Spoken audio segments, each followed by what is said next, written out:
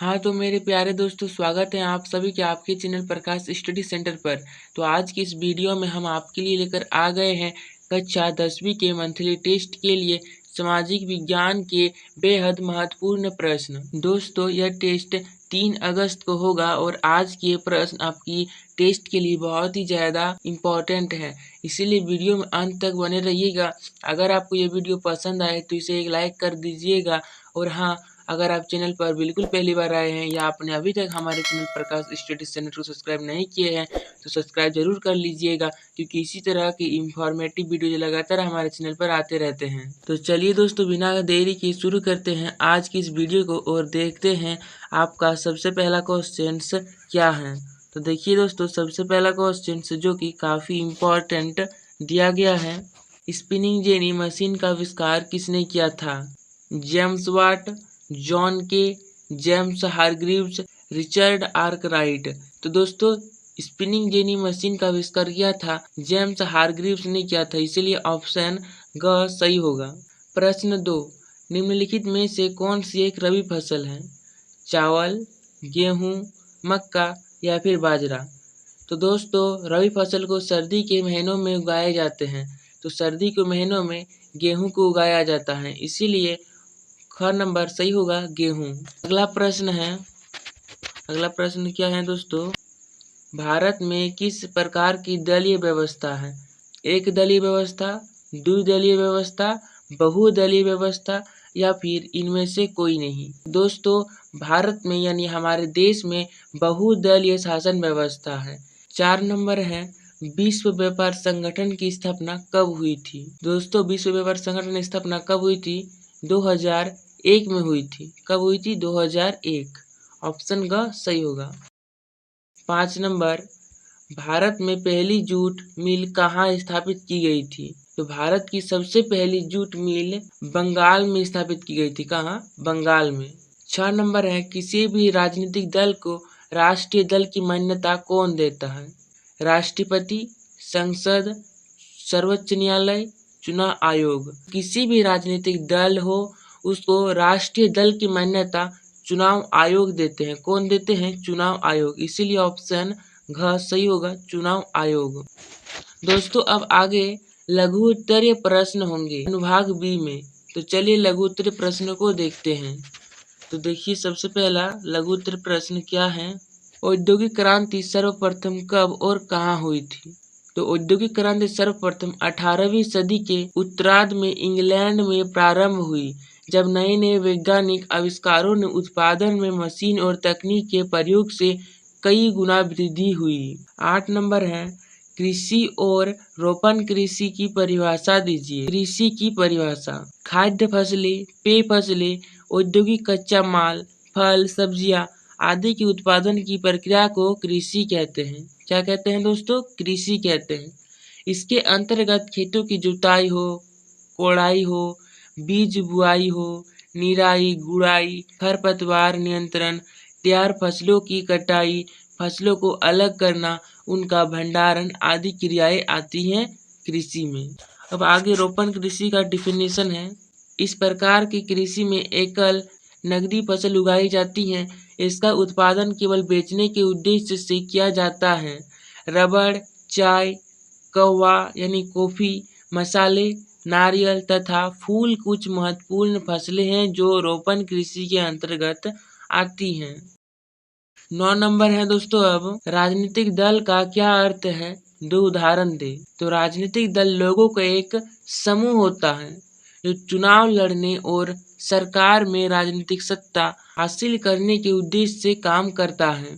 ये संपूर्ण राष्ट्र के हितों को ध्यान में रखकर कुछ नीतियां और कार्यक्रम तय करता है। सबके लिए क्या अच्छा है, इसके बारे में सभी के विचार अलग अलग हो सकते हैं, इसीलिए राजनीतिक दल लोगों को यह समझाने का प्रयास करते हैं कि उनकी नीतियां दूसरी से बेहतर हैं। 2 उदाहरण क्या क्या हैं? वे लोगों का समर्थन पाकर चुनाव जीतने के बाद उन नीतियों को लागू करने का प्रयास करते हैं। उदाहरण है दोस्तों, भारतीय राष्ट्रीय कांग्रेस तथा भारतीय जनता पार्टी।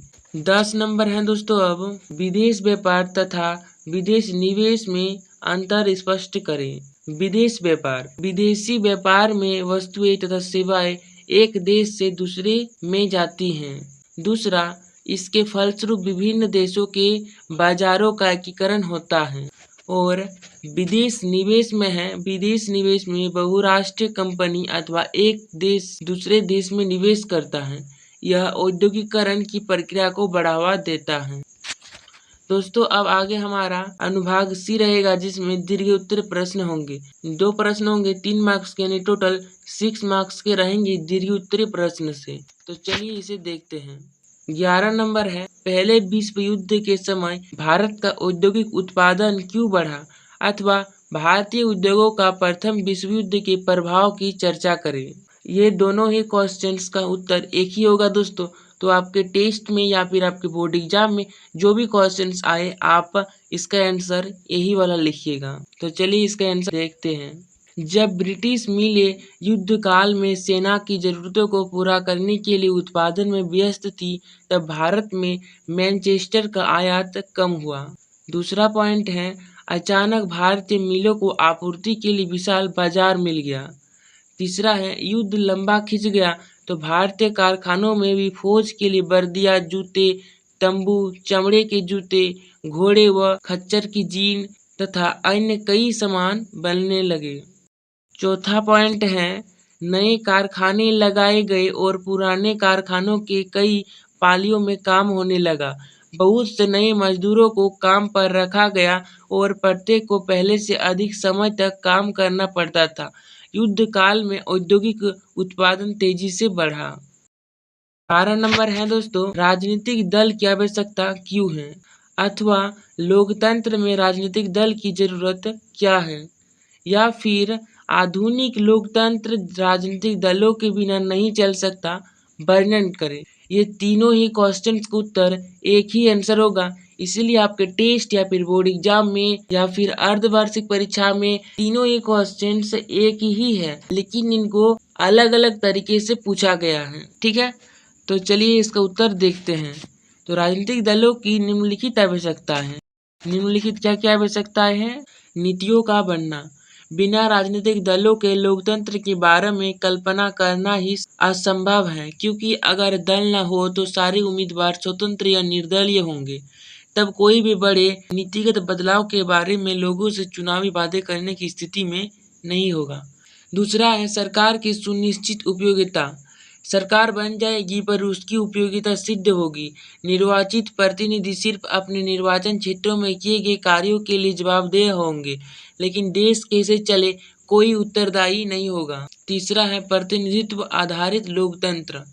राजनीतिक दलों का उदय प्रतिनिधित्व पर आधारित लोकतांत्रिक व्यवस्था के उदय के साथ जुड़ा है। बड़े समाजों के लिए प्रतिनिधित्व आधारित लोकतंत्र की जरूरत होती है। और चौथा पॉइंट है जनमत बनाने के लिए। जब समाज बड़े और जटिल हो जाते हैं, तब उन्हें विभिन्न मुद्दों पर अलग अलग विचार समेटने और सरकार की नज़र में लाने के लिए किसी माध्यम या एजेंसी की जरूरत होती है। तो दोस्तों, यहीं पर हमारा सारा प्रश्न कंप्लीट होता है। आपके टेस्ट में इसी तरह के क्वेश्चंस देखने को मिलेंगे। तो दोस्तों, वीडियो पसंद आया है तो एक लाइक ज़रूर कीजिए। आपके एक लाइक से मुझे बहुत ही ज़्यादा मोटिवेट मिलता है। और चैनल को अभी तक सब्सक्राइब नहीं किए हैं तो प्लीज़ सब्सक्राइब ज़रूर कर लीजिए और बेल आइकन को ऑल पर सेट ज़रूर कर लीजिएगा और अपने दोस्तों के साथ शेयर कर दीजिए, ताकि उनको भी पता चल सके कि आज के टेस्ट में आप लोगों को किस तरह के क्वेश्चंस देखने को मिलेंगे। और दोस्तों, अगर आप हमारे व्हाट्सएप ग्रुप और टेलीग्राम चैनल से नहीं जुड़े हैं तो दोनों का लिंक मैंने नीचे डिस्क्रिप्शन बॉक्स में दे दिए हैं। आप लोग वहां पर जाकर ज़रूर ज्वाइन हो जाइए। और हाँ दोस्तों, आप लोग कमेंट करके ज़रूर बताइए ये वीडियो आप लोग कैसा लगा, आपके टेस्ट के लिए हेल्पफुल रहा या फिर नहीं, क्वेश्चंस मैच किया या फिर नहीं टेस्ट में, आप लोग कमेंट करके ज़रूर बताइएगा। दोस्तों, आपके एक सपोर्ट से हमें बहुत ज़्यादा मोटिवेट मिलता है, इसलिए प्लीज़ सपोर्ट ज़रूर दिखाइए दोस्तों, ताकि मैं आप लोगों के लिए और भी नए नए वीडियो ला पाऊँ। तो मिलते हैं दोस्तों बहुत ही जल्द नेक्स्ट वीडियो में। धन्यवाद।